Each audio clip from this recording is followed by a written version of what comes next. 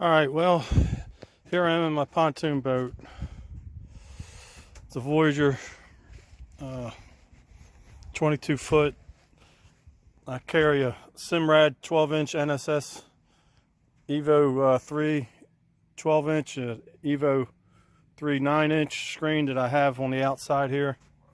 Problem is, I got these wires that come up from inside and they get bunched up in there, and a lot of times, and this one here especially, I'm kind of losing power to my unit. I'm going to lay a vinyl decking, marine grade vinyl decking, and get rid of this carpet so I can just wash things down. Be a mess. I get a lot of buildup behind these seats and stuff with debris, and I got to change something. The sun gets to it. I got this pad parked out here. I'm going to be building a canopy over the top here to help keep the. I'm hoping my plan is to take this part here, and I'm going to shift this whole thing back to here, and open this back up. You know, that'll give me another foot or so of space, maybe 14 inches of space back here. I'm going to push this whole thing back, and then in the back here, I'm going to build a all out of plywood, 3/4 inch marine plywood, and then I'm going to fiberglass it all in. And I'm going to build like a big tackle storage area. It's going to be a big project up front here. I'm going to take these out. I'm going to rebuild this whole system here with plywood that I'm going to fiberglass all the way around to make it completely waterproof, so the wood doesn't rot out. I'm going to make my own seating. I'm going to have under here, I'm going to have storage units under there so I can pull this whole thing out, take these gauges out. A lot of these gauges don't work, and I have a NMEA 2000 network throughout this boat that I have hooked up to my splay, and I have the system that's hooked up to my motor, and I can get full access to everything these gauges tell me. I'm going to be just taken out and redone. Going to be new gel coat on that, all fiberglass. Same thing with this seating, and then here, like I say, you know, these seats, you know, they just pull up. The problem is when it rains, all that gets wet. It gets nasty. You can see the seating. It's just a constant cleaning, which is fine, but I think I can get something where it'll be much more economical, and so we're going to see. I got a lot of work ahead of me. I'm going to try and videotape this whole thing and see how it turns out. And so you can see my initial. This is going to be my main puppy right here, getting this console unit. I'm going to take all this out. All right, well, I want to get started on this rehab. This is basically the outside. First step is to get all the side rails off the furniture. Got to get that console out of there, the side trim, and then underneath got to get all these panels out so I can get access to everything. First thing I want to do is replace the flooring with a vinyl flooring, just to get rid of this carpet. Just it gets a lot of mold and nasty greens, you know, the green algae stuff when the water sits in it. You can see it. I just want to change it out, but I got to take it all apart and redo the floor. This is going down this side. I'm thinking I'm going to be replacing the skirting, but I've got an idea of what I want to do with it. So I don't know if I'm going to go back with the metal. I may take this metal out, take out the fiberglass it in, and then paint it with either you know, a gel coat or the Alex Seal paint, epoxy paint. So I think it'll be very, you know, you see all these dings and dents and stuff in here that I get throughout the years.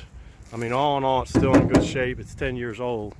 It's still not too bad, but I don't know. I'm thinking about changing it out. I'm up in the air about it, but we're going to try it out. And that's it. All right, well, I'm back, and I'm going through this tearing out process. I've basically just taken out that back seat, which is now down there by the dumpster. There's some other parts and pieces. I took his back canopy off, his back pad, and I got this opened up, and that was a, you know, it's just a big open space storage. Now it is my gas line that comes through there, but I'm gonna box that in to keep everything separate from that. And this is all going to be a drawer type unit in here, and where I can pull these drawers out, open up a door, pull the drawers out. This will be all your fishing tackle compartments. I'll have drawers and places where I can put you know, the plano trays. I can just insert them in the little slots, and then they'll have doors on them that can close and pretty much try to be waterproof. All right, now for the back of the boat. That's where I'm talking about, that back wall there, and over there. I think I can go all the way across. It's a lot of area on this boat that's just not used. It's space that's there but not used. So I'm hoping to bring that back wall back to here, back to this point, and just go straight across there. Has plenty of room for my motor to go up. All this will stay intact how it is.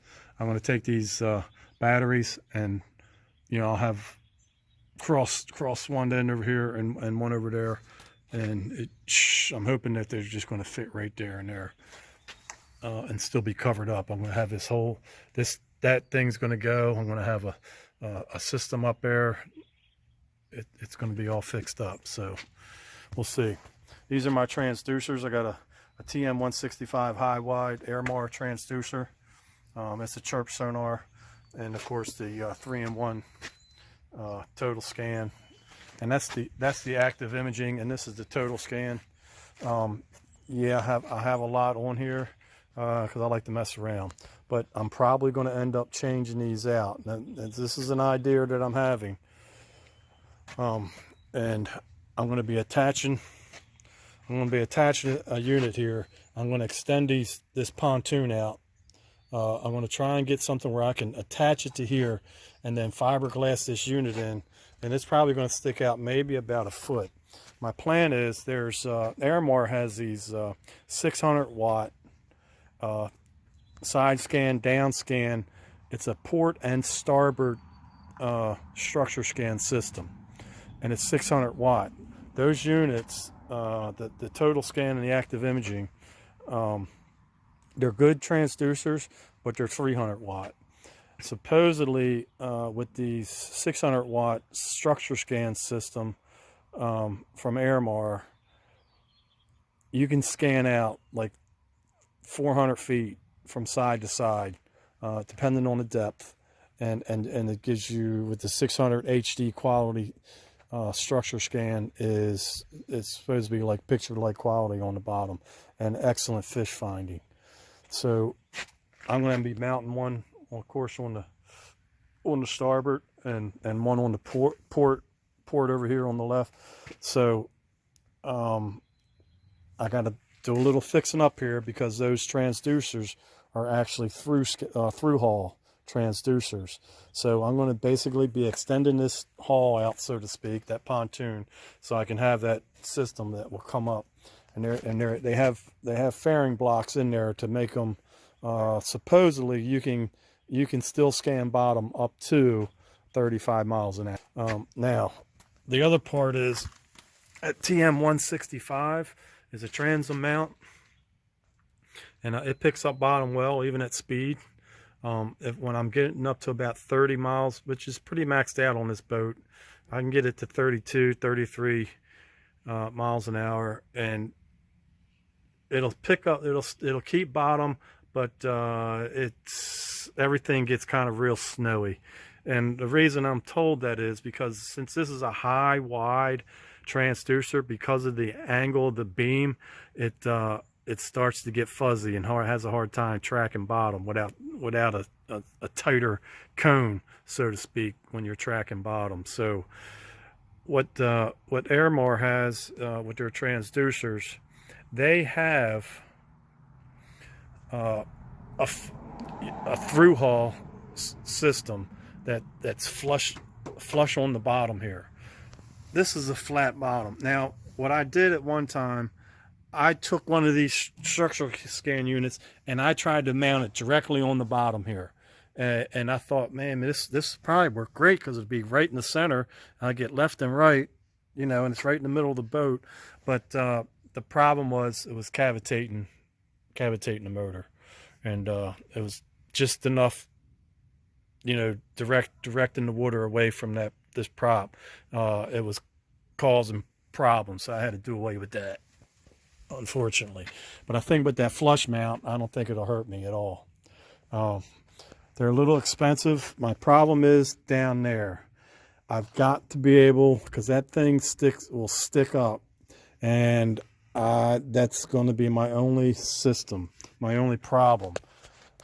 The only thing I'm going to be able to do is if I can see, I don't know exactly how far up that gas tank goes, but I may end up being able, and again, I don't know how far up it goes, but I might be able to get up to this last part of that flat spot on that pontoon and still have access to it. This is the center pontoon, but we'll see. And of course, there's a drain plug there, and the only problem is I think that part right there may be where they start, because these pontoons are all these pontoons are foam filled. I'm just not exactly sure when they start foaming the middle one.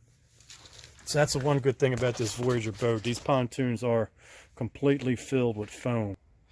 All right, well, now I'm trying to get everything out from underneath this console, my old one. And this opening here is about, I don't know, maybe 18 by 14 or something like that, if that. And it's awful hard to, I mean, you can't get in here, it's small. And I got a lot of stuff in here. This is my 36-volt batteries to my trolling motor. That's my pump to the that's my pump to the autopilot for my outboard. Yeah, I got an autopilot. It works quite well, and I like it, especially when I'm trolling. I can set a course, just hit, you know, heading straight, and I can set out the rods. I can I can hook up a fishing line. I can do what I gotta do. Just keep an eye on the front of the boat, but it'll go straight as I want it, and for as long as I want it until I run aground if I don't pay attention. But anyhow, that's what it got. I got to get all that stuff out of there and get this thing out of here, and then I'm going to build me a new one. It's going to be a little bit wider and a little bit taller, so I can get my my fish finders on there, the MFDs, and then it's all going to be, I'm going to make it out of 3/4 inch marine plywood, and then I'm going to fiberglass that in and then gel coat it, and we'll see how it looks. Well, as you can see in there, it's a mumbo jumbled mess. This is part of the reason why I'm putting in a new console. I'm gonna try making one, and just to have some room in there, get these wires all straightened out, and all right, well, we're gonna kind of give you a little bit more of an update. I'm almost getting her wiped out. I got my battery chargers down, the autopilot computer down. A lot of the stuff's been taken out, all the wiring to the gauges taken out, and I kind of marked all that.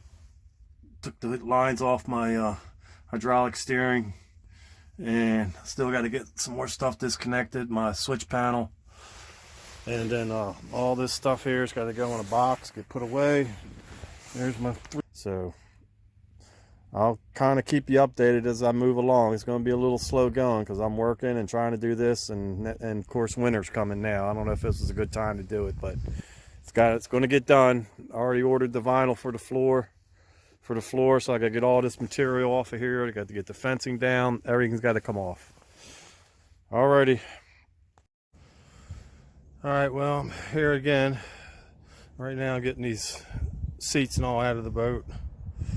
So this is the vinyl. I mean, and I clean these a lot, and it's just like, you know, it'll sit, the boat will sit for, you know, a couple of weeks before I can get it back out, and you know, just the debris and all gets in here and gets in between the seats, and it's just, this vinyl is such hard to keep it up. So I'm changing things around, and just a little update on this, on my shifter here. That's the inside. I got to take these, the control levers for forward and reverse. I got to pull those hog rings off of there, get these off. I just marked this one top, so I know this goes to the top side. The other one will go on the bottom. You just kind of sit in there, so I just got to be careful with them. It's almost like this one looks kind of bent. I don't know. See that? I don't know if that's just the way it sits, but either way, I got to get this mess done. Okay, well, I got the shifter off. There's the gear shifters I'll put back in there so I can get this console out of here. I got everything disconnected, the hydraulic lines from the steering. And just make sure you see those hog rings on there. When you got to pull those off to get those shifters off. Just don't lose them, or you have to get some more. And they look like they're, I don't know, I'm sure you can find them, but that way you don't lose them. You got them. Got the deck all apart. I got all the carpet up. So now I got to go around with this grinder. Got this nice grinding pad on the bottom of it. It does a pretty good job, but it's going to take a while. And I'm just trying to get this glue down. I'm not getting every speck of it, but all this rough stuff, getting it down to the smooth. So we're kind of like looking like this, with all the carpet stuff I got to get out of here to get it down like that. I got this whole deck to do. Going to take a while, but I got to get it done to get this vinyl flooring in. So see you after. All right, well, I got my deck. Everything's ground down, cleaned off. Get ready to lay this vinyl. So I'm rolling this out, and then I got to fold it back, glue it. And this is on a metal deck, so I got the solvent type glue. You got to glue both sides. It's almost like contact cement. And then I'm gonna give it a shot. It'll be my first time putting vinyl down on top of a boat, so we'll see how it goes. Okay, folks, well, it's on. It's glued down, trimmed off. Yeah, it's not too bad. I think I'm pretty pleased with it. So I'll just take it for first time. Save myself some money. Well, I'll keep you up to date as I move on.